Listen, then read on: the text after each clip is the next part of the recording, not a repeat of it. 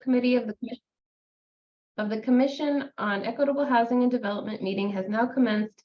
It is November 16th at 4 p.m. This meeting is being held virtually due to COVID-19 to allow for social distancing and protect the public health.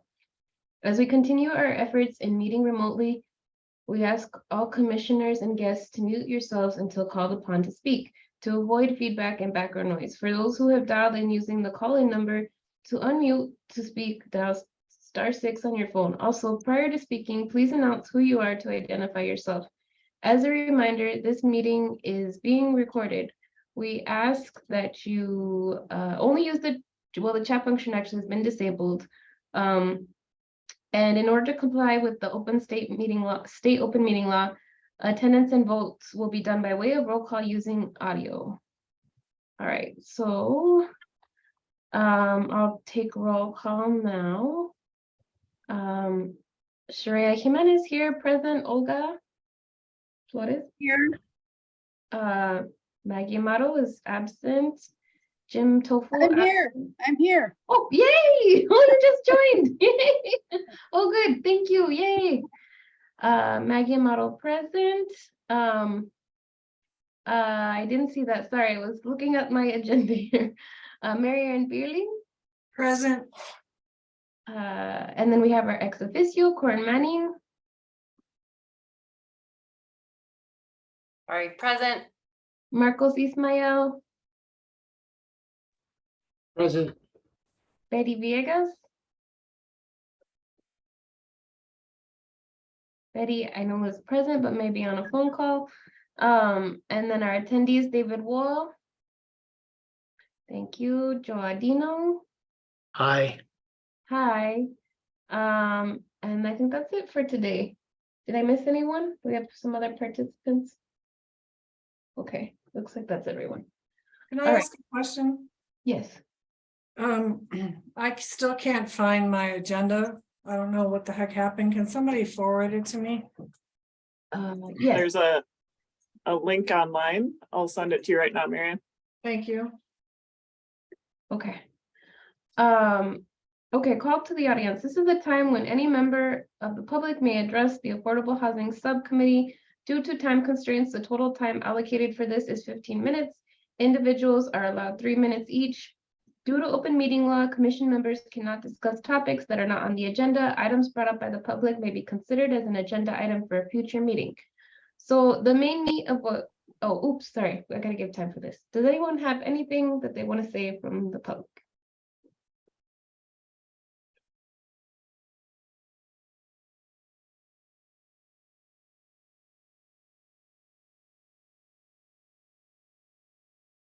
Okay, I mean, we don't have too many guests here today, so we'll move on to the next topic, 5-year affordable housing goal. So this is the meat of what we wanted to talk to today.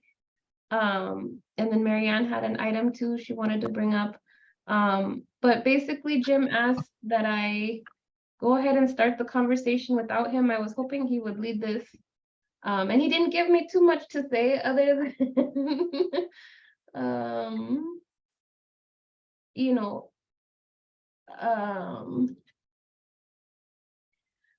he shared with me the Pima County pipeline, which I believe we've looked at that document before.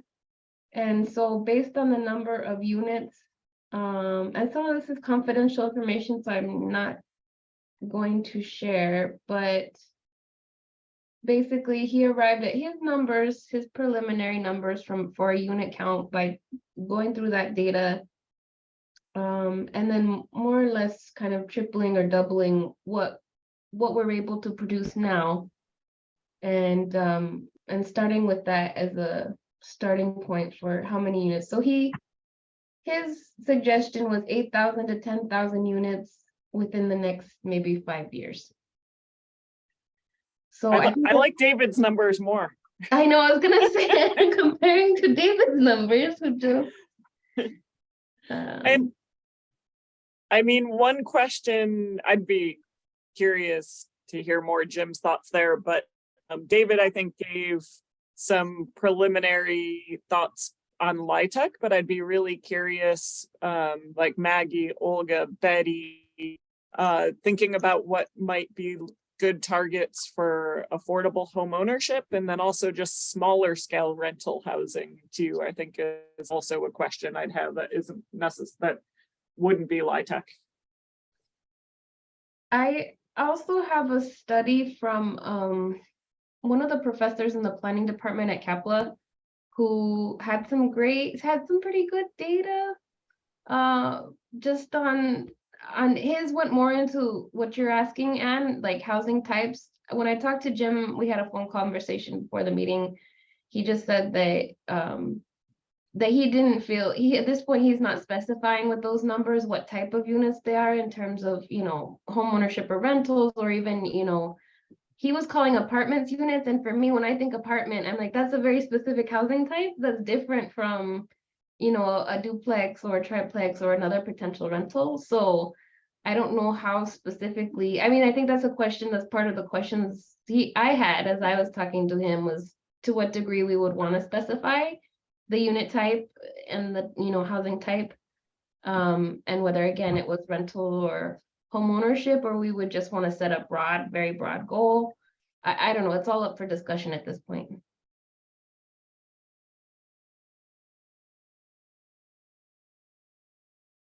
Sorry. I feel like we need to focus on home ownership, and I think that the land trust is a huge benefit to our community. I feel like we need to somehow involve the larger investors. I've said it before, but I don't have all the answers, but I do know it worked before, where there's representatives from Freddie Mac, there's representatives from Fannie Mae, and they have a job. Their job is community. They have funds, they have marketing dollars, there's initiatives. They have to be doing studies somewhere else to find out, how are we increasing home ownership? How are we increasing inventory? I, again, don't have all the answers, but Corinne, I want to turn to you because I know you have a lot of data. You have a lot of numbers.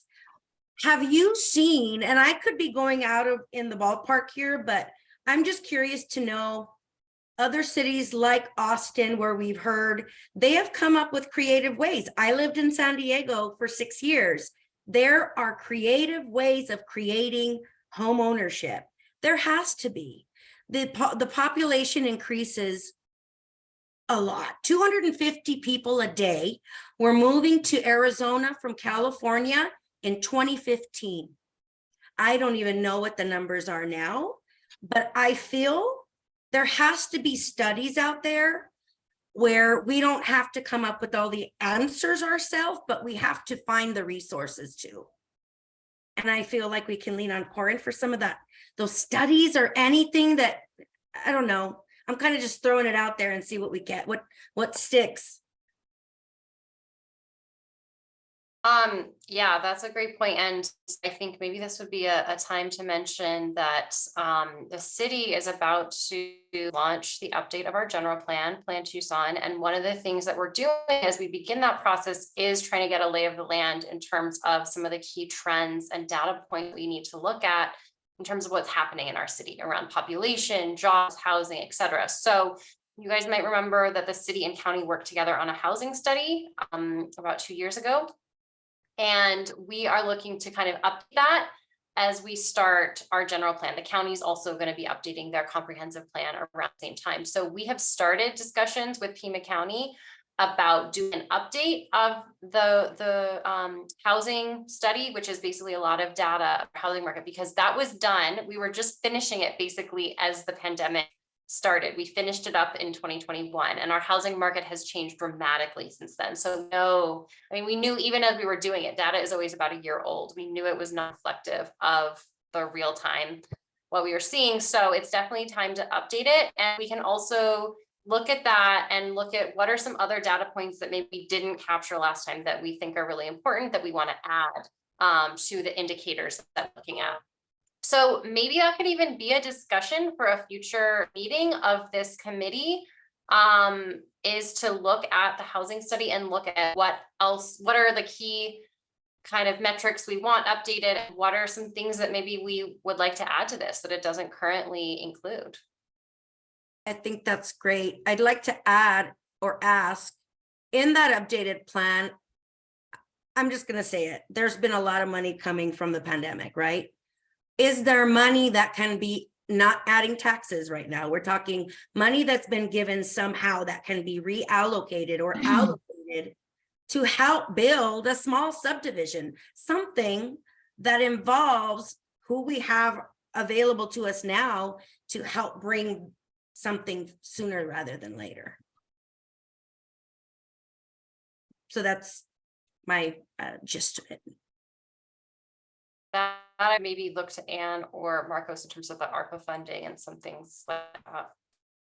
Well, there are still some properties that have been identified, I think, by the county, right? That are owned by the county or even the city, but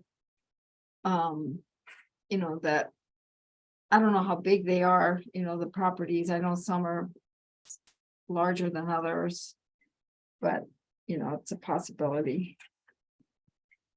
to look at those, you know, to have the planners, you guys look at those size lots and see where there might be some room for a small subdivision or a small housing project, you know, whatever, in general, you know, if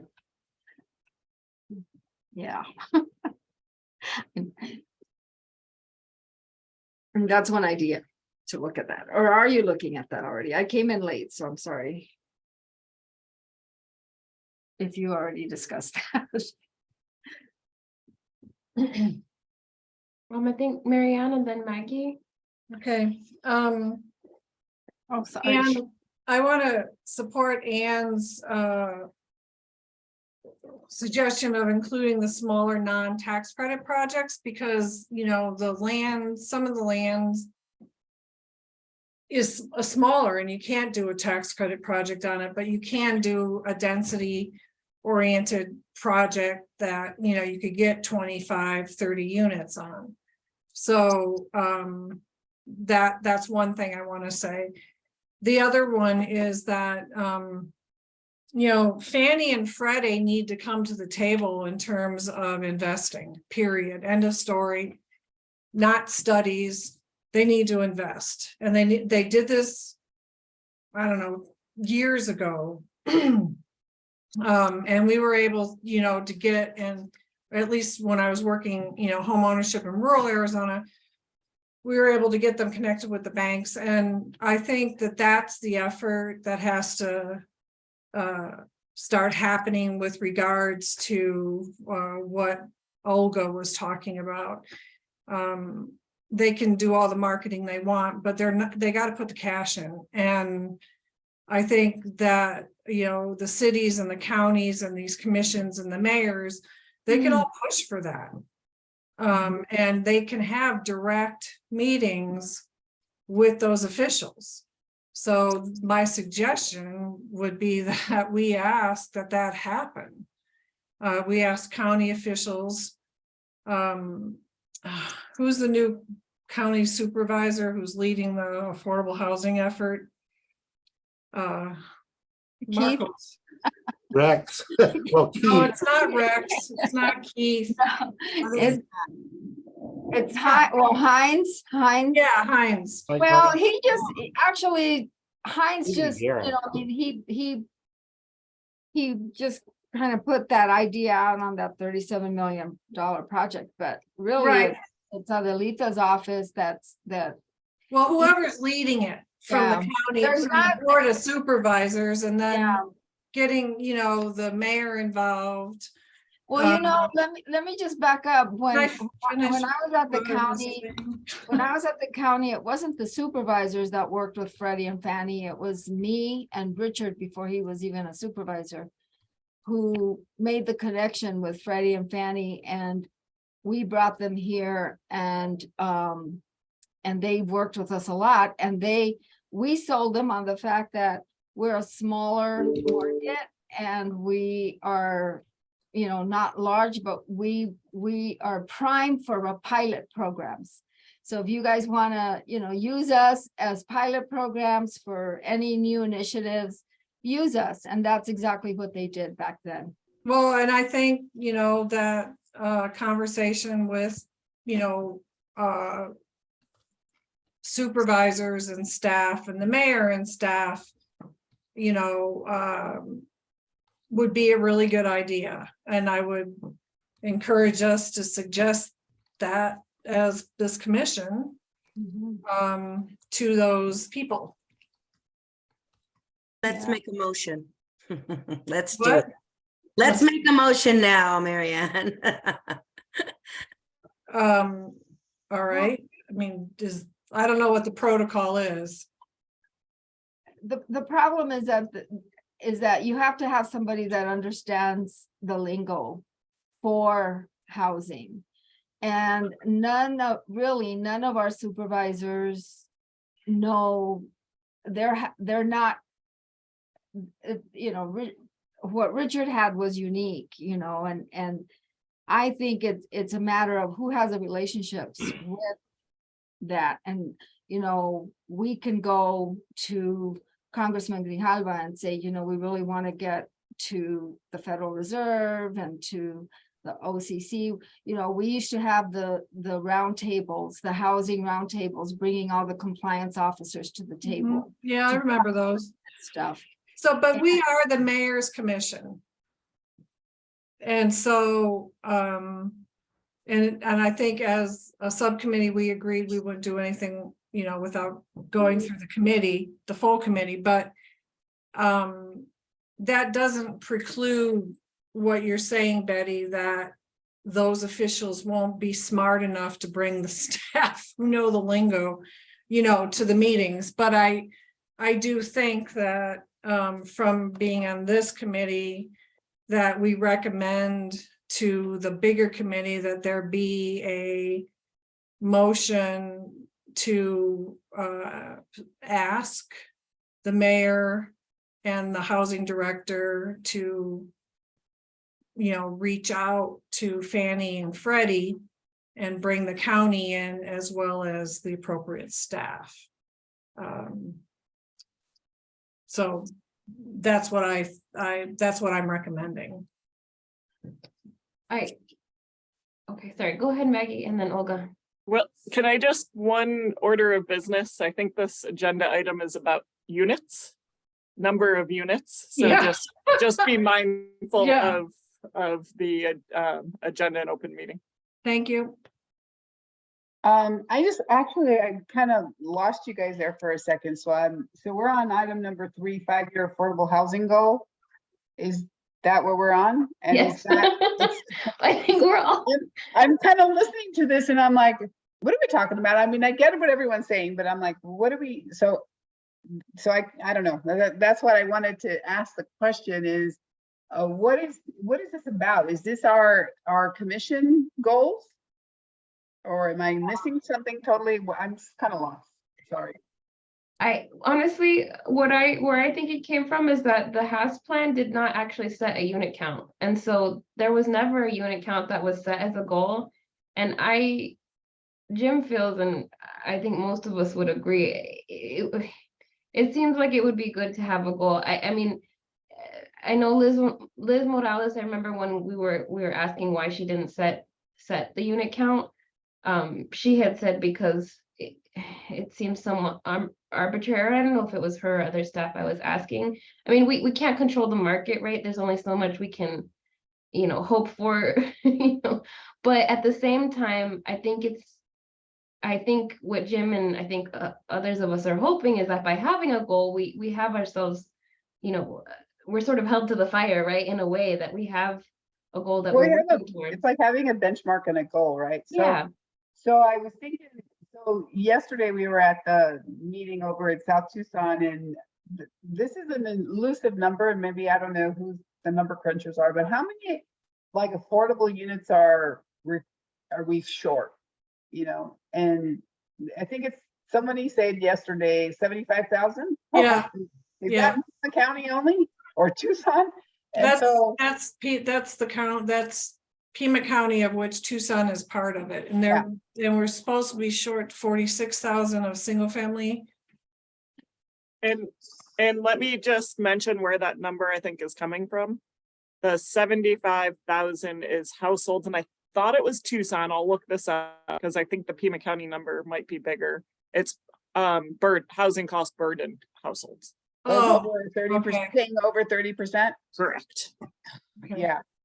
So, well, I do think that, we've gotta, onesie twosies ain't gonna cut it. And one of the things that I keep on hearing and I just totally disagree with and is that, I keep on hearing it, especially last night. And there was a very specific group there. And so, developers, we can't do this without developers. We will never be able to reach the $75,000 unit number without help from for-profit builders, and so I think we've got to also figure out a way of how do we incentivize affordable housing somehow. Inclusionary zoning, I mean, I know it's, not part of our, it's not something we can do here, but I also feel like, is it totally impossible to start changing our state legislature, our state ordinances, our state laws? I mean, I feel like some of these things, that I'm reading about that we don't do here in the state, co-ops, I don't know, things like that. Why are co-ops so hard to do? I have to start researching that, but these are just my comments right now. Has the state come out with their report on the tour that they did? No, they're still meeting. So is it, what is Jim recommended in number of units that would consist of single family apartments that are tax credits, apartments that are smaller? What have David and Jim said again? Well, Jim's number wasn't specific. I asked him if he was specifying what type of unit. He said no. His goal was 8,000 to 10,000 units in 5 years. But Jim, the numbers let's crunch the numbers David just gave us. So what I tabulated was 900 units per year. David, if you said 250, 9% projects. No, never get that high. No, certainly not in the light tech world. I'm thinking a couple of hundred units at most, 9%, and maybe 250 to 300, 4%. Okay, so that's what he's thinking with those, but we have to add. I think that's feasible. Hold Yeah, on, please repeat, please, because I'm taking notes. I'm thinking it's feasible to do 2 to no more than 250, 9%. And then I gotta do the bills. And then if we can get 1 or 2 4% deals a year, those could be 200, 250 a year. So I'm, 400 to 500 units a year. Okay. Achievable. So then we goal. add another 200 units that could be single family and smaller properties. And look at 600 a year for 5 years. But again, I'm just spitballing here. Yeah. I wouldn't let that be by any means the way to but it would need a lot more pencil sharpening than I have done sitting here in And my role. one thing I'll say is on our end, we're excited about you all helping to help set a target just so that we do have something to benchmark against. And I like aggressive, but also reasonable just, something that's more than we're building now to for, but also not completely crazy. So we can at least get close to the goals, if not meet them. So then maybe it's 100 of the smaller properties and single family. Well, but if we look at Jim's number, that's 2,000 a year. So right now we're only at, No, we're talking about 500 a year. well, he's saying 8 to 10,000 in 5 years. So that's almost, 1,500 to 2,000 a year. Is Yeah, but where his, did he come up with, how did he come up with that number? Yeah, And is I'm- it doable? I'm wondering if his includes market rate too? Oh, maybe, I mean, I don't know how Okay. else. I Okay, don't know. I don't that, know. because that could be the difference there, is he might be thinking those are possible given how much market rate's getting built. So 500 affordable, 500 market rate a year. That Well, would you're make gonna get more than 500. Yeah. You're getting more than 500 In market, market rate units. yeah. I mean, the market rate sector is going large right Yeah. now, and it's probably going to continue. But his whole strategy is about affordable housing, not market rate, right? I assume This is the, just affordable. He just said affordable units. yeah. He's crazy. I love him, but he's crazy. But I think that we have to start thinking about, scale. I mean, I think that, 75,000 is one number and it could be more. If we don't start thinking scale, I don't know how we're gonna ever. And maybe actually, if I know who has a 1 million housing unit. I just saw it. Someone has a 1 million in 10 years. Housing. I don't know where. I can't. Okay, so we're not New York City or San Francisco, we're Tucson and Pima County. So we got to keep that perspective in mind. All right, we're a tenth of the size, so let's go to 100,000. I So, think it's somewhat redundant because we don't even have a plan and we're throwing these large numbers out, yeah, which is why I brought up what I brought up. That just doesn't make sense to me. So Yeah. I'm just gonna throw it out. Like Yeah. identifying funding sources too, I think is key. It's without, how do we, what's available, what's it gonna cost? Numbers are easy to throw, but if we don't have costs with those. yeah, but we can't sit on that. We can't wait Yeah. to get all these ducks in order. They're asking for a number. And if we double that 500 a year times 5 years, hoping that the later years we can do more, then we say 5,000. That's 1,000 affordable units a year, which in Tucson is a big deal. I don't know. I don't think, I think Jim's too high. I mean, you can throw out all the numbers you want, but you want to keep it feasible. Yeah, And do. when was the last time a county, let alone this city? I Well- can give you an answer. yeah, never. 25,000 years ago. Never. Then it's 2,500 units If we're lucky. in 5 years of affordable housing. You can strive for more than that, but look, we know there's limited resources out there. Yeah, We know costs are going up. We know land is getting scarce. If we could convince all of Pima County to eliminate single family zoning, that would be wonderful. But that ain't gonna happen. but that could be part of the goal of getting to that larger number over the course of 5 years. Yeah, I'm sure the people who addressed the South Tucson City Council would agree entirely. You're on mute, Betty. I think we're talking two different jurisdictions too. I mean, our focus is the city. So if you're talking about the city, we have to look at what land is available in the city to build. And we also have to look at what,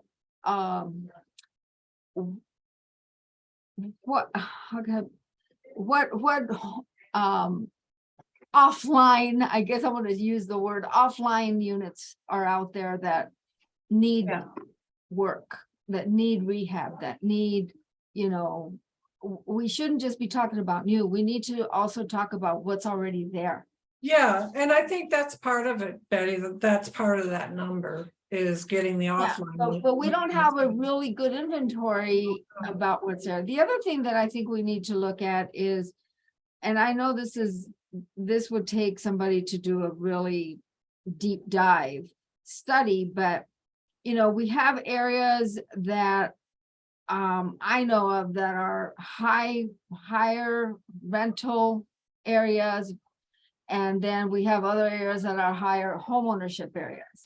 So I think we need to start balancing, for the higher homeownership areas, that's where we should put some small development rentals. And where it's high rental areas, we should consider doing more homeownership. So how do you, it's almost as if you had to go by census tract to really know what's there and what's available in these neighborhoods, and not just generalize, like if you use my zip code 85713, well, you're not going to see really what's in my 1.2 square miles of 85713, which is my census tract. So I think there's more to this than we have data for, that we have information for. So maybe that could be part of our plan. Part of our recommendation is to do these deep dives as well. Mhm.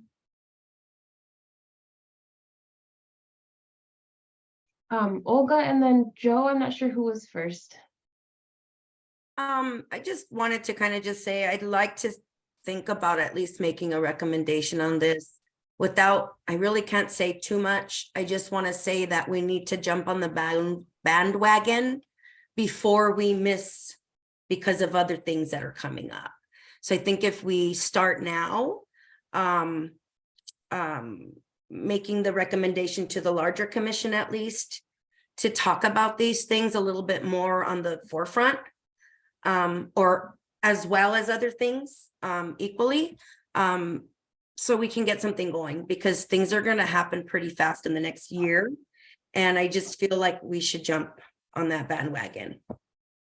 There's good opportunity coming. There's a lot of good opportunity. And there's a lot of money out there that's being allocated and been allocated. And so it's a good time. That's all I wanted to say. Thanks, Olga. Joe? Yeah, just real quick, I wanted to, thanks, Maggie, anytime, any mention of land trust and co-op, community controlled housing, I'm gonna applaud.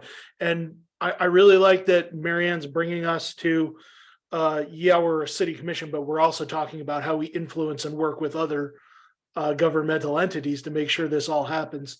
The other thing, kind of a question, I'm not sure city or county, if anybody knows, how many units do we have that have kind of moved into short-term rentals over the last few years, Airbnbs, Verbos, stuff like that? If we're talking about getting units that are housing units, how many have we lost? If we could say, hey, we're trying to get this many units and some regulation on that might bring some of them back, I'd be interested in if we have a good idea, a good number, a good count of that. Yeah, thank you, Joe. I was also, I would kind of put that in, I think there's a large category of offline units. I like that kind of terminology. I was also gonna say and bring up, just units that are sleeping quarters that are being used and all kinds of forms of, I mean, really at this point, it's kind of all out there,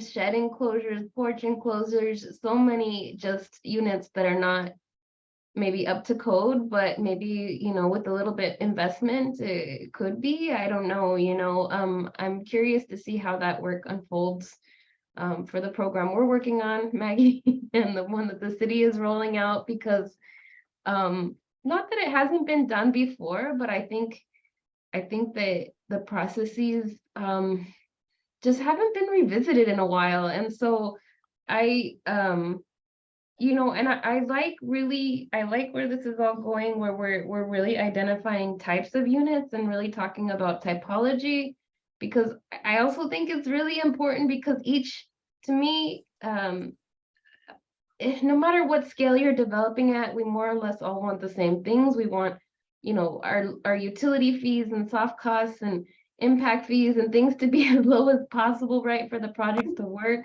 But I think that the strategies when you go to execute can be very different. And that's where I see the main difference, and why I think it could be valuable to have a study that really gets more into the nitty gritty about these types of units. And because the barriers might be slightly different, even when it comes to zoning for, depending from type to type of unit, I don't know. I think there's a lot that needs to be studied.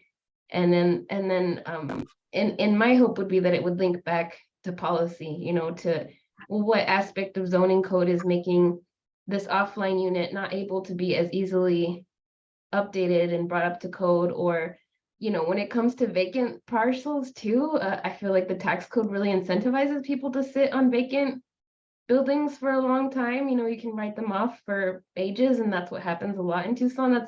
That's been a housing goal that I've heard of multiple times. How do we get better code enforcement to where we can, the city could potentially maybe take back some of those parcels that are just sitting there decaying, those buildings that are just in decay and rotting. I don't know. I mean, I see the ways that, again, just depending on what type of unit you're looking at, there could be a very different policy strategy.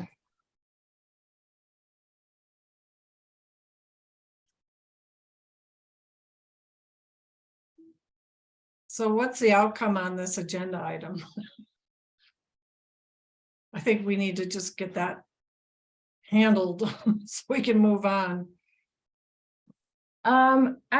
For me personally, I would rather wait till Jim is back in the room before we set, but I don't know if you all feel comfortable. I mean, I'm fine with if someone wants to make the motion. I don't know how I would phrase the motion at this point, but if someone else wants to, I'm open.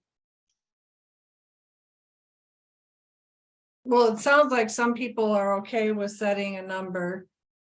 The city's interested in getting a number, and then others would like more detailed information to be able to set a number. So it sounds like we have both of those on the table. I think that's what we just say, is that some of us are comfortable with setting a number and going for it.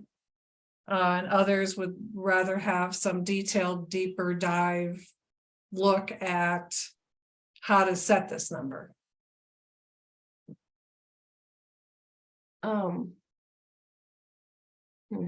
Yeah. Well, we could go with a baseline number. With a baseline, and then, go, this is where we'd like to start.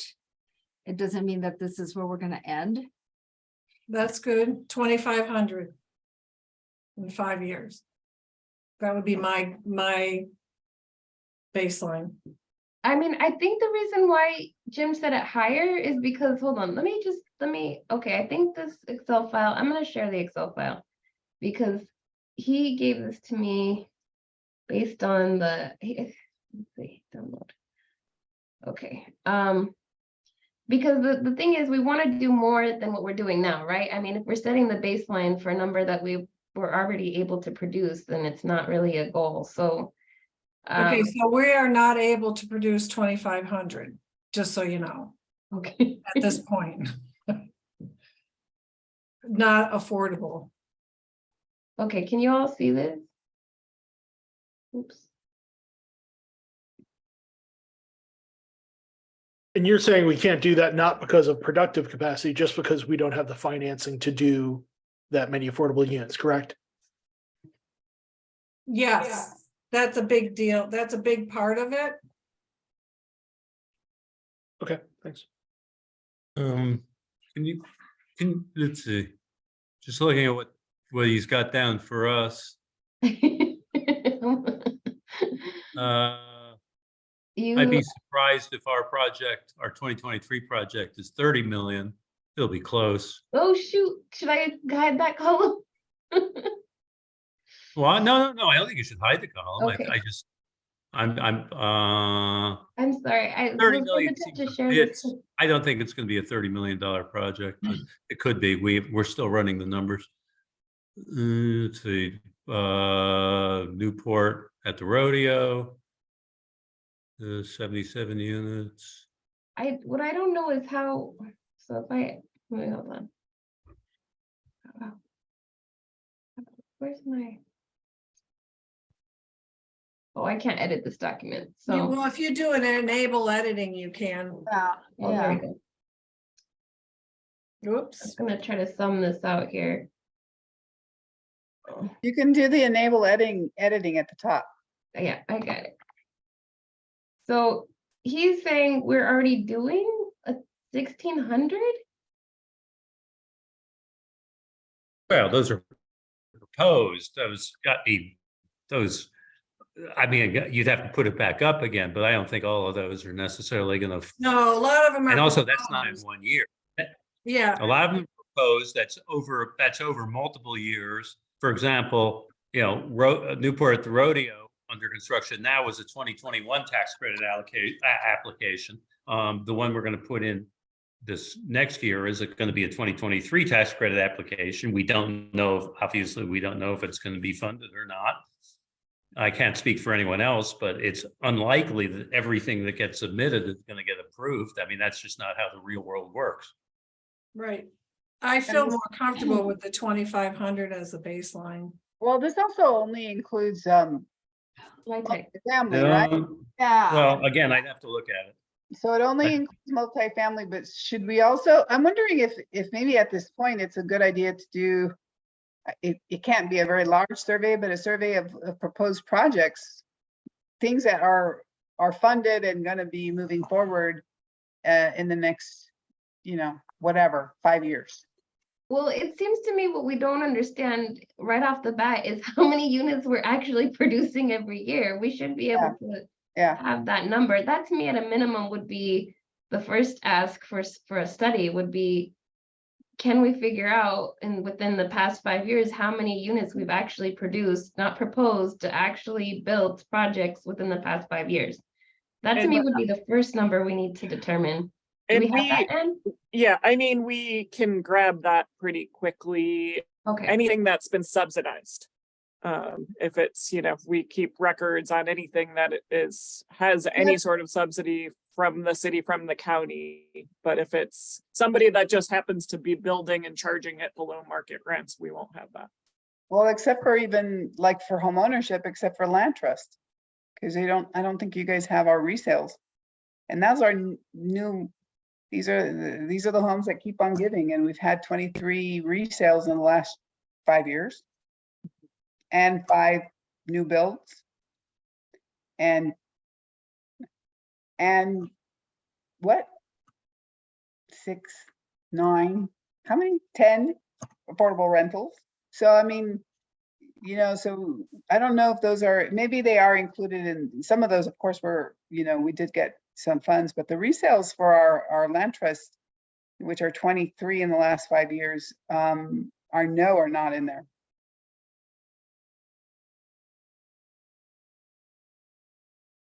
And that's all, Okay. it's home ownership and rental. Can I just say that I did not know that we were only talking about LIHTC units, and that's why I brought up the whole the home ownership and asking Corin about numbers. So I can't add any value to this conversation. I apologize. And I don't think we're meaning to just talk about LIHTC. I think it's the easiest one to know we have numbers for. Got it. Okay, thank We you need- for the clarification. I mean, and that's what I'd be curious about too, is what else isn't being counted, right? Like what else? I don't know if it would be a survey to all the housing nonprofits as well. And then what about, I was just thinking about, Well, who's developing affordable housing right now besides the land trust, Primavera? I'm talking about single family or townhouses. It's because we can get yours, David, we can get your numbers. We're just trying to figure out how to get these other numbers. So if we know who's, Habitat, yeah, Habitat's not on this list. Yeah, we know how Habitat many- and Salt. yeah, they've been Yeah. active. Particularly. The land trust, I mean, it's not a lot. The Southern Arizona Land Trust, have they been building anything? We do have some affordable housing developers out there. And so we should, and it shouldn't be that hard to get what they've built over the last 5 years. In fact, Marcos, you probably, and the city probably has that if they were giving home funds for development or, for development or any type of Yeah, subsidy. Can I also just add that the BDFC and CIC both do the Arizona IDA down payment assistance program. I can't tell you how many times people get that one over home funds. It's at least 10 times more to one, if not more. And so that right there is down payment assistance. It's not 80% or below, but it'll give us a good idea. It'll give us some more numbers. So the Well, BDF. are we looking at how many closings there were for affordable housing or how many homes were built? Or I think any rehab. units available, right? Or no? Well, there's two issues. I think that trying to gauge how many units are being constructed. Yeah, And then, resales is a different. Well, issue, but, Habitat constructed, is- and in the case of a permanent affordability or long-term affordability like Habitat and Land Trust and Pima County Community Land Trust, it's about those resales too. And, because Yeah, and on the market side, the county gets the Southern Arizona Housing Market Letter, and that includes permit activity and closing activity for single-family homes that are, being developed, for the most part by the market rate developers. Every once in a while, Habitat does enough volume where they sneak into the list on that report. But I think during the recession, they were showing up on that report because they were doing more than a lot of the developers. But Marcos, on that report, you also get the purchase price, so which ones are, Yeah. it's within the. and resales as well. Yeah, Resale numbers yeah. are there as well. That would be good if somebody could look at that and then along with the new construction to determine how many are actually, affordable, meaning I would say affordable now is 100% of Yeah. yeah. Yeah, all they're showing is like medium price and the median and the medium or average. They show average and medium prices. We would have to probably pay for a report from RL Brown to get the full range of numbers of what they're building. We do have some reports that Habitat did pull for us for the survey we did for the for increasing the purchase price on the HUD assisted properties. And that I do have a list that show lows and highs as far as the lowest and the highest numbers for resale and new construction. And we did like a 3-month survey earlier this year and one late at the end of last year. And we'll probably, I don't know if we'll need to do one next year because the market's kind of cooling off. But yeah, the problem was the maximum purchase price that HUD was putting out was lagging and not keeping up. And so it was, everything that was for sale, even on the affordable side, was above the numbers HUD was putting out. So we followed their process to do a survey. So we do have some of those numbers that are pretty recent. So would that be something that staff would be able to put together? Yeah, I was just about to ask that, and to what degree you already have some of this, and if we need, can we ask for a deeper dive on this and maybe more broad with both the county and city data all compiled? Yeah, I think that as long as it doesn't have to happen imminently, I think we can absolutely help support it. Okay. It seems like an easy enough number to get, really, because it's not like, unfortunately, it's not like we have a lot of providers, right? I agree, but I definitely think that Jim's list is missing a lot, and some of these, and then the resale too, I think is a really important Yeah. item to track that's not included. So I would love to see this broken down a little bit more, and then I think we could get a better sense of how to project forward in the future based on what we've already done. And Go ahead, Betty, and then Jill. Oh, sorry. Sorry. I think, Just to Olga's point, I think the down payment assistance, somehow we gotta track that. Does anybody track that? I guess, yeah, CIC, no? And this at the state level, Tucson IDA. yeah, and then at the state level, Arizona IDA, they have to report it back. The BDFC and CIC have to report it back to the Arizona IDA because that's where they get their funds.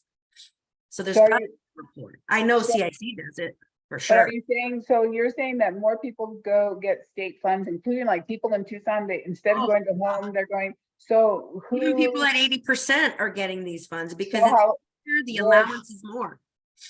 There's one ratio. Well, then we need to, then those numbers are important too. I agree. Know who's counting those.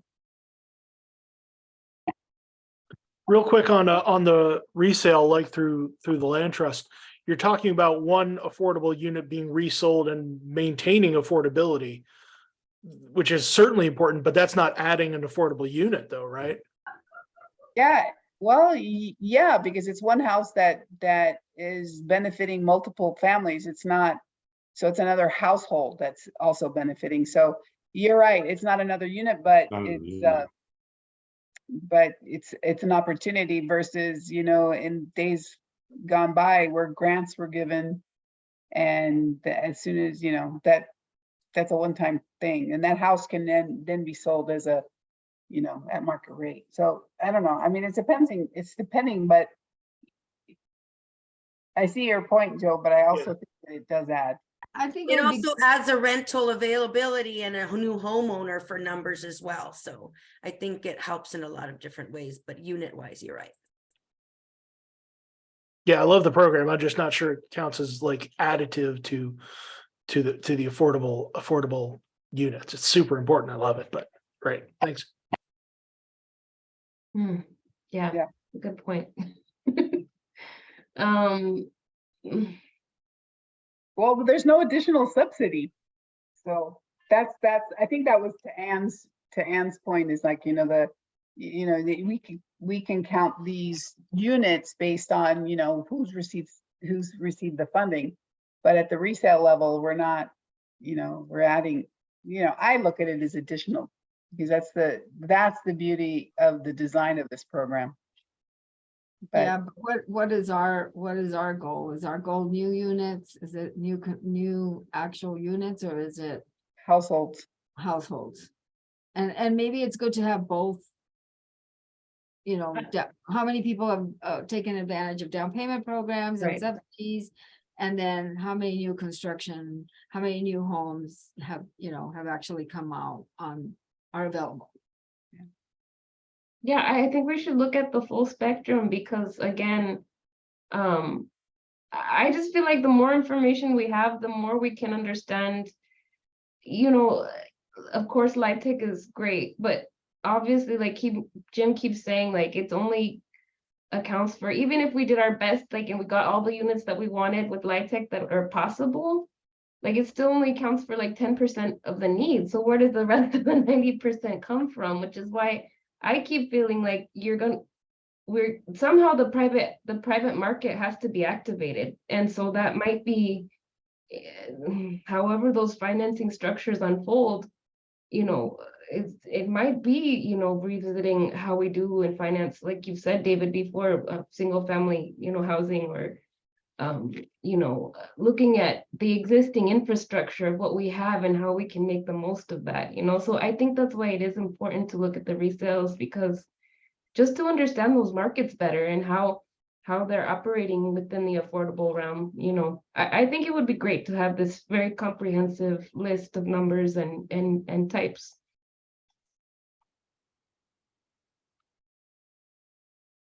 And I think also potentially what do we need to be doing to add additional units? How do we build scale? How do we do more?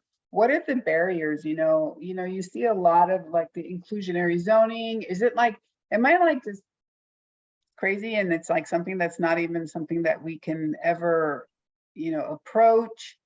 Not without state legislature approval. Well, but yeah, but we need to, but you know, dripping water wears away the hardest stone, right? I remember someone telling me Yeah, that. well, I mean, now that we have a Democrat governor, you know, who understands the housing problem, you know, we may be able to make some headway.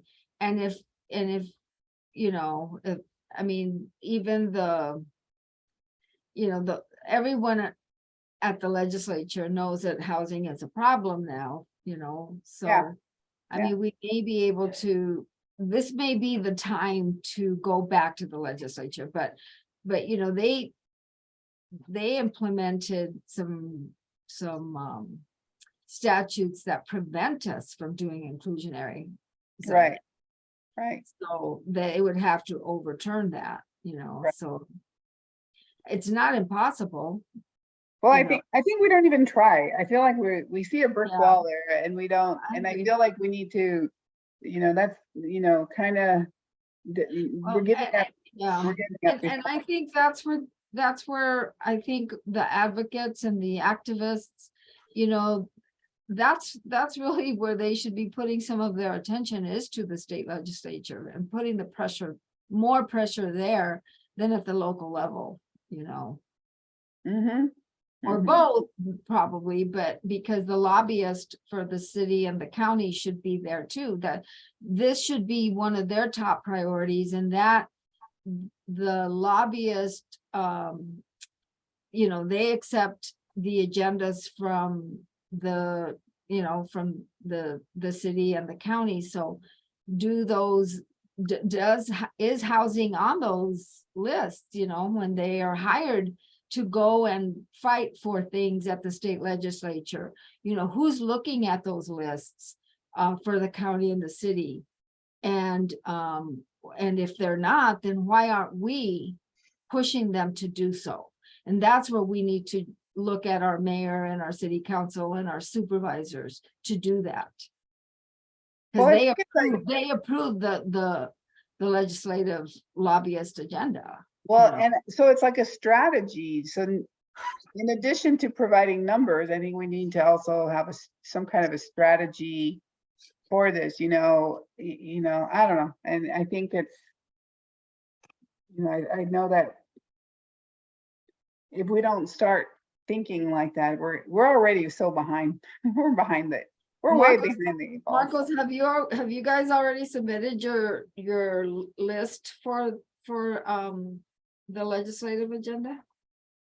Yes, I asked at a meeting last week and was told that, yeah, it was too late. I'm not sure if there's chance for any follow-up, but yeah, I think I was reminded that they usually go through a process in like October, September, Yeah. October. So And I'm sure the city has a process as well, right, Anne? Have you guys already done it as well? We do have a process, like Corin, do you know timing wise? I know, I'm not sure where they're at in the process at this point. I'm not Yeah, either. I mean, I mean, yeah. They're probably already got it and they know what they're gonna work on in January, but, that doesn't mean that we can't go for the next one, right? Yeah, our housing commission should be, we're getting geared up to convene our new regional affordable housing commission. And hoping, they're trying to get a meeting set up for December. I'm not sure if that'll happen, but Let's get that on the schedule pretty damn soon. yeah, and then January, but I'm As a hoping purely disinterested party. if we can get our housing commission to maybe make some recommendations, maybe there'll be an opportunity to update that, that agenda, our legislative agenda. So worth a try, I think. Well, we have to try it, I mean, that's where the decisions are But maybe made. for pushing some of and the things that we recommending wanna do. Yeah, but we're having a lot of issues because of the Goldwater lawsuit with the development the county did for Worldview. And combine that with, we've got a lot of new attorneys. There was a lot of turnover in that division. And so we've got a lot of young attorneys that are, I guess, still going through a learning curve. And we've even talked about, hiring some legal firms that, have more of a real estate, law background. But we may need to look outside our, internal civil division attorneys to help us out as we move forward with our, surplus land RFP and the $5 million that, some of which we're hoping to get out on our RFP in January with the surplus land. Thank you, Marcos. I see Joe's hand up. Yeah, sure. I love, of course, the idea of working on the state legislature and trying to get them to come around on some things. It looks like the composition of that body, though, is going to be about the same, and it has been leaning towards Republicans. So you've still got to convince, to get a bill to the governor's desk, we still got to convince a couple of Republican legislators that some of these things are a good idea. To me, the main benefit in having a Democrat as the governor is if there are any further preemptions that come out of the legislature, those can be vetoed. So that's at least nice for that. And I would add that even if the You're breaking up. considerably crazier. So who's considerably Well, crazier? the other You broke up. positive is that we have Andres Cano as the lead Democrat, so Yes. that's a really good thing, so. Yes, it is. We have his ear, so. I mean, that's what Jim had mentioned too in our phone call. I think that what we're all getting at is that there is a larger political strategy that we need to implement. Jim had even mentioned the fact that we haven't even met with the mayor yet as a commission. And so, I think all that networking and all that political work that has to be done, like we just have to start, setting up the meetings basically. So I don't know, again, I don't know who to go to first, or who's the correct, but it seems like we should at least start, with the county meetings and the mayor meetings, and once we're all, all on the same page, then we go to the state legislature, but that's how I see it in my mind. Well, because we're gonna need their back, we need to present it to them first and they can help us fine tune it. And then, together. They have to support it. They have to support whatever we're doing, obviously. So does that really doesn't get Anne what she needs. It doesn't have to be the second. I'm Okay. like, in terms of timeline, I just think having a target, we often get asked, and having one, I appreciate, like you all who work in the affordable housing space. I think this subcommittee is the right place to sort of root something that could be realistic. So I like the draft numbers I've heard. I still think that 2,500 is a good baseline that can get the city to kind of wrap its head around, not just the city staff, but the council and the mayor to wrap their head around that and start planning for that. And I don't think it's unreasonable. I'm not convinced it's not obtainable. And it's just a good baseline. I think that number, based on David's assessment of kind of thinking about getting 4%, the follow-up question will be, what is the subsidy required to get us to those numbers? Because that's where, if we can get the 4, we're not going to get more than a few 9%. We know that. So what is the subsidy required to make 4% work in our community? And it's not small. Plus, I still think the smaller unit apartment complexes and single family rentals can fit into this number. Yeah, so we should probably. I totally agree. A percentage, percentage of that 2,500, how much is gonna be small complexes and single family, No, so that's where it gets to be where you need to take that really deep dive, because but you still have to do it. You have to, they're gonna want to know, well, how much of this is home ownership? How much of this is, small developments versus large development? Mhm. Speaking of subsidy, I just wanted to mention, if you didn't notice, that Flagstaff's housing on did pass. And so good info for our state. We know Phoenix is putting one up next year. So it'll be interesting to see. Has the county thought of a housing bond, Marcos? Have they talked about that at all?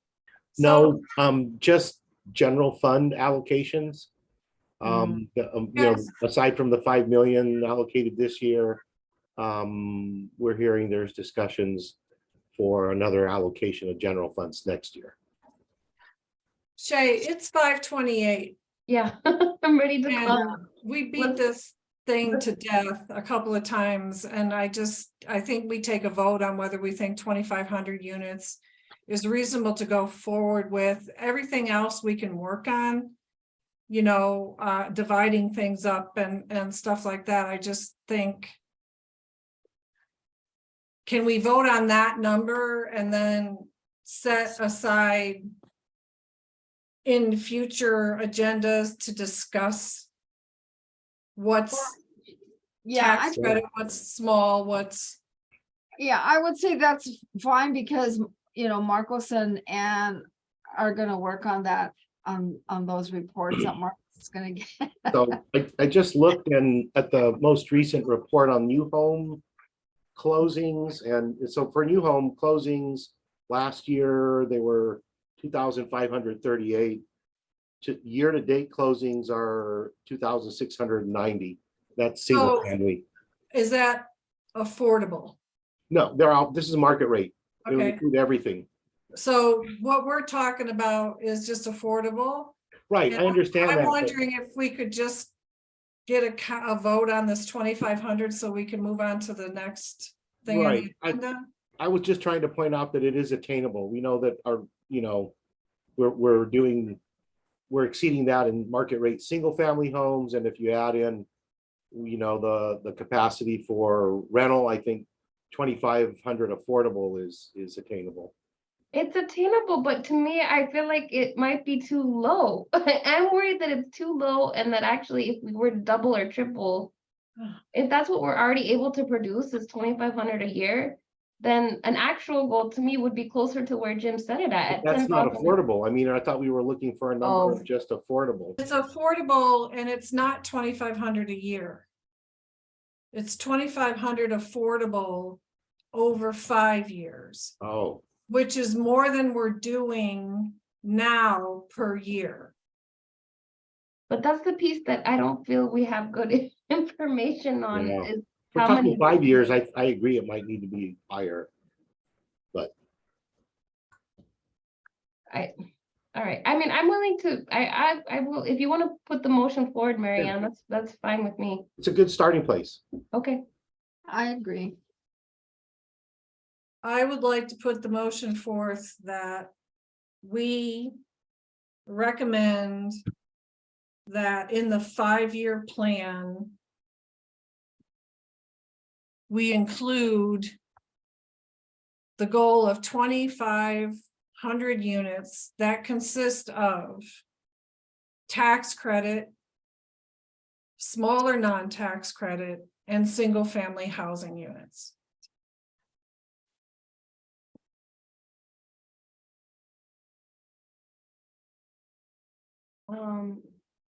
so the motion, is heard. Will anyone second? You have to be a voting member, right? I'll second that. I wonder, for discussion, I wonder if the single family, do we need to differentiate between homeownership and rental, or I don't know. At this Well, point, just doors, I think it's just units, right? So, Yeah, let's keep, can we actually, Marianne, can we just keep it broad for now? And refine as upon data being received? I think you could keep it broad by saying mixed. Instead of Yeah, that consists of mixed. rental, home ownership, Got it. that's single good. family, small, yeah, rentals, home ownership, and Okay, But to make the containers. motion more succinct, it maybe. What's my idea? Somebody, I don't know what the motion is anymore. I'm we're ready to move on. it's an easy one. It passed. I mean, the motion passes. The goal is 2,500. We arrived at a number. Yay. Yeah, no, I think it's good. So the next topic, we have another half hour, but we'll try to end hopefully sooner than later. Was Marianne, you were on the agenda for the model you wanted to share? Yeah, it's the Port of Cincinnati's Development Authority that, they bought up single-family housing in all kinds of condition, in all areas. Through the port, they, did whatever they needed to do to get the financing for it through the city and through its own ability to leverage for loans. Then they put as much as $20,000, sometimes less, into these units to rehab them. And then they were able to sell them to families working with first-time home buyer agencies and other sources of income they brought in, or money they brought in, to help with the purchase by these families.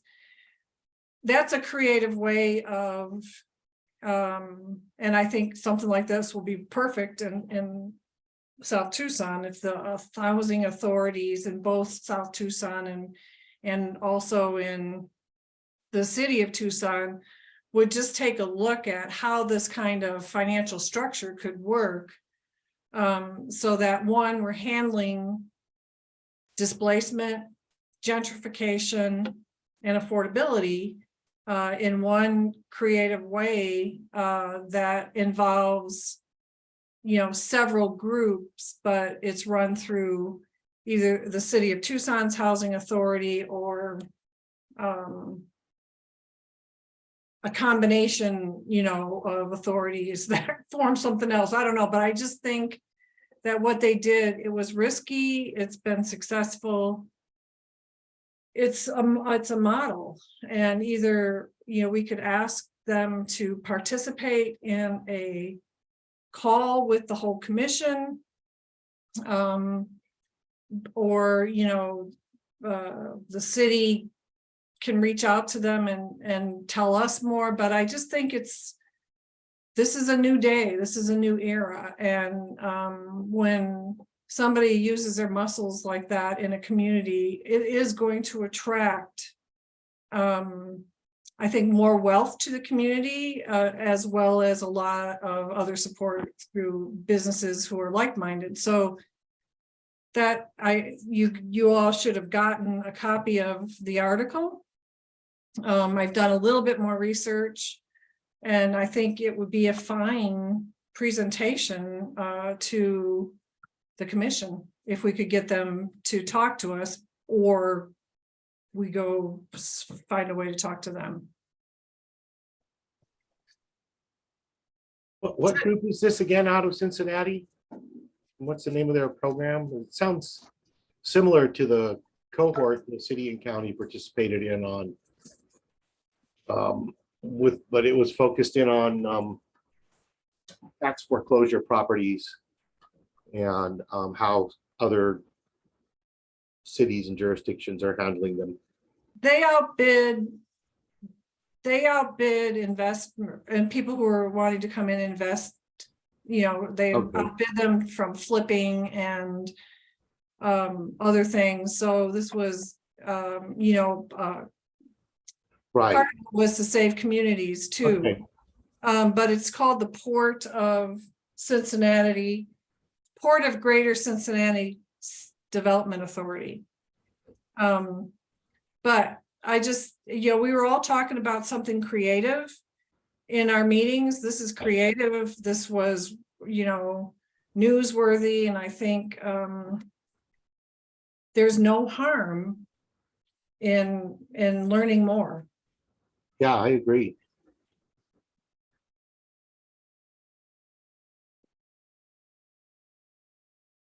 Quick question, would it be possible to get that study as a resource on the CEHD page so people who are following this can look into it with you? Yeah, that's it's an article, Joe, and I do believe that the city does have that article. Yeah, thanks. Just probably a link would help. Yeah, we can get that posted. Yeah, I was looking through my emails and I can't find it for some reason. I thought you had sent it. I thought I had seen it come through though. Yeah, it did. It went. I sent it to Ernesto. Ernesto sent it out to the full commission. Okay, that's what it is. I'll look for a search Ernesto this time. So you're telling me you did not read it? Well, I have something to say. I think it's a really good idea. It has a lot to do with what I was saying, something about a study, something that somebody else is doing that works, you know, and that's kind of what I'm saying is maybe it's not money that's given to us by the city or properties purchased. All of the above. I think it's a great idea. Thank you, Marianne. So I'm happy to try to reach out and see if they'd be interested in meeting with commission in February. We already agreed that we were going to ask Mr. Anderson from Arizona Department of Housing's Manufactured Housing Department to speak to us in as a full commission in January. And also Jim had wanted, there was a there's a developer here who was doing single family housing who also was supposed to speak, I think, at this meeting, but it didn't, that fell through too. So I'll circle back with him. Maybe we can get that person in December. Olga? You have your hand up. And then Maggie? Sorry, I didn't mean, I meant to lower it. Oh, okay. Becky? Well, if we're talking about like best practices and innovative ideas, I'm wondering, Shay, how about the City of Lakes? It's kind of on the same wavelength as the Cincinnati project, and this is something I think that's doable with support. It's City of Lakes, they have a community land trust, and they basically have been helping people stay in place, and they do rehab of the house owned by people, and they may have tax liens, or and I guess they do assessment. I think it's assessments of some sort if their home is not up to code or what have you. Anyways, they step in and they help people fix their homes, and in exchange they kind of put their home in the land trust, and then it's permanently affordable, and when they sell they get their proceeds and what have you, and then you now have an affordable unit, permanently affordable unit. So it's another kind of model, and I'm wondering if I think it's kind of a cool idea to maybe bring these best practices and some of these ideas to share. I don't know if that's something we would want to do at a future meeting and have a few. I know that Mary Ann's been talking about the Cincinnati project, so just another idea. Yeah, they're a bit different. They actually, buy the houses that are vacant, Right. being sold and outbid. So that's different than I think what you were talking about. Yeah, it's different, but it's still about affordable housing, and it's about helping lower. So one of the issues that we've come upon, and one of the reasons for a lot of the gentrification, and just, the biggest issue or the biggest takeaway we had from our Cafecitos project was, again, homeowners in the neighborhood surrounding downtown talking about why can't it be, them that, that are profiting from these, increased values, etc. And, a big thing is, one of the biggest things that identifies investors homes that are available is their disrepair. So how do we help low and moderate income homeowners stay in place? And I don't know, I mean, I'm thinking this is another thing that we need, thinking a little bit outside of the box. We have units right now that are ripe for being gentrified. We've got people who are one paycheck or one emergency away from losing their home or having to sell it. So I feel like this is another area that we need to be discussing as part of what we do, is maintaining affordable housing, safe, decent, affordable housing for already existing low and moderate income homeowners. So that's another way, I think, for us to think about, about this issue. So. Yeah, I like that, Maggie, and I think it goes back to the different ways that we're counting affordable housing, because those households that are just affordable households, those units that just already exist on the market, I think, and that was part of the HAS plan, was to look at how to protect, those types of units. So I think it's an important strategy to also to look at and to bring into the conversation. Thank you. So the next item, can we close this topic for now and move on to the next? Did anyone have anything else? Do you want me to reach out to them? Yeah. Do we Okay. need you to make a formal motion, or? No, I just Okay. needed to, yeah, okay, thank you. I will. Yes, thank you. And I'm curious too, are they an IDA? If they're a No, developer. they're a development well, it didn't say. Whether they. I'd be remind you curious, that- it'd be good to get them in the room and to talk about what their structure is. I'd be really curious to see how they are structured. I was reading. It's an economic development agency. It's a Okay. port authority. Yeah, it's a port authority. It's a port authority like there is a Port of Tucson authority that works on infrastructure stuff. The Cincinnati Port Authority is very much an economic development Okay, entity. all right, thank you. Okay, so the next on the agenda was HCD updates. Sarah or Ann, do you guys wanna?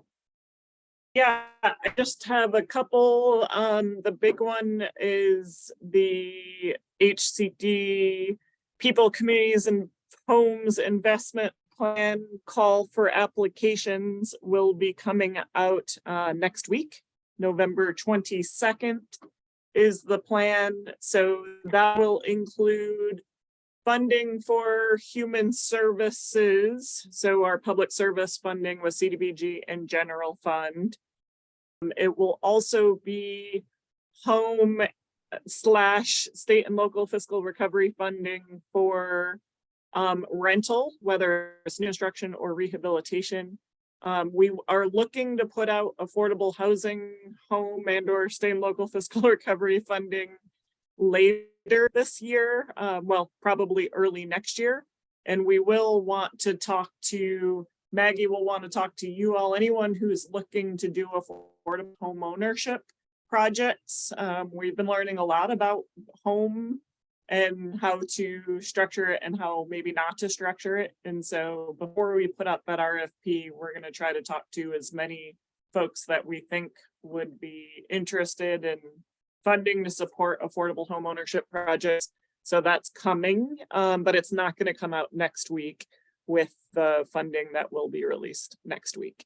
So that's the big one. Looks like David has a question on that. You are on mute, David. David, you're on mute. If that comes out next week, when do you expect to announce decisions? So the applications are going to be due in January. I don't have the timeline in front of me, but I can get back to you on that. Let me. Because it's obviously critically important for people putting together projects. Yep. And this is Betty. I hope you've been talking to Marcos about home because he knows everything about home. You know, we couldn't have done the work we did without his knowledge. So just an FYI. Yep. And we're, yes, and Marcos, thank you. You've been an incredible resource and are an incredible resource to our new home supervisor, Ben. And so just because the city hasn't done affordable homeownership funds in a while, just had us really looking at how to do this and kind of what HUD says is best practices with this.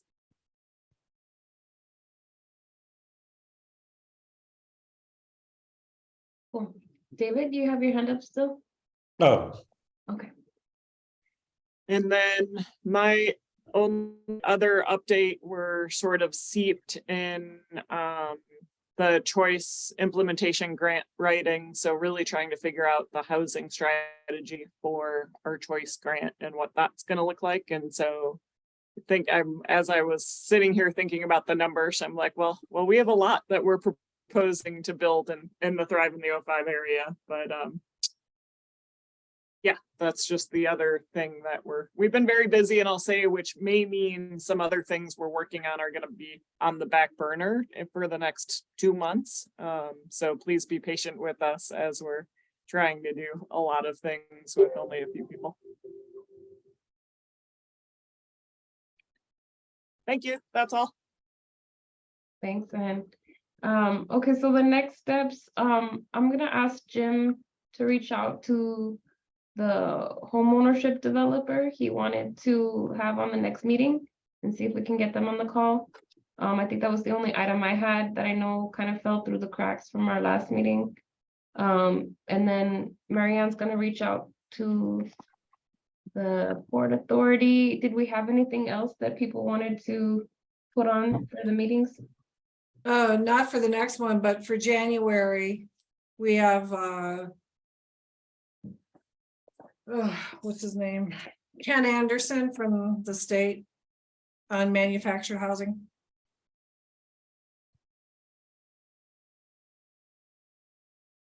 Okay. I'd like to keep the home ownership, I know we kind of have it already in there, but to discuss, again, the Freddie Mac, Fannie Mae subject. I really think it's something we should really get on board with. Well, I think, can we make it a topic, it's a little more broad, because I think what it all comes down to is political strategy. I think we need, and I'd love Jim to be in the room when we have that conversation about how we have and implement a greater political strategy of, getting the mayor, in the room with, Freddie and, who needs to be in that room with those conversations to move forward, right? And so I think that's probably a really important topic that we should probably have recurring. Yeah. But Okay, I don't necessarily think we would need the mayor in a conversation with Franny and Freddie.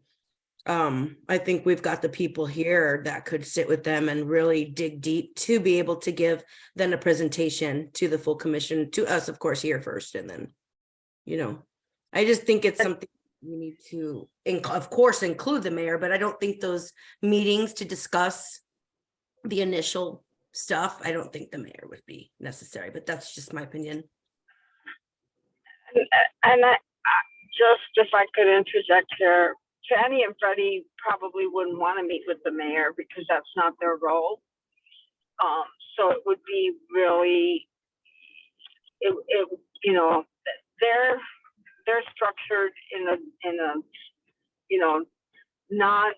supposedly non-political way, so it would be, I don't think that they would, but other people, if we're talking about political strategies, we need to consider who we're bringing in, and then, sometimes the mayor would be the best person and sometimes they wouldn't. right, well, there's just a lot of ideas that were thrown out on the table, a lot of different strategies. So all I'm saying is it would be nice to have very clear strategies of who to bring in where. Yeah, well, we have to strategize that political strategy. Yes. We can work on that. Okay, great. I just don't think that, I think that it has to be a must that somebody from the city of Tucson's housing department is in these meetings. Oh, of course. Then, Oh, yeah, absolutely. Of course. They're the experts too. Yeah, definitely. And county, right? I mean, I think it should county, be, yeah. it should be a broad All representation. Yeah. Yeah.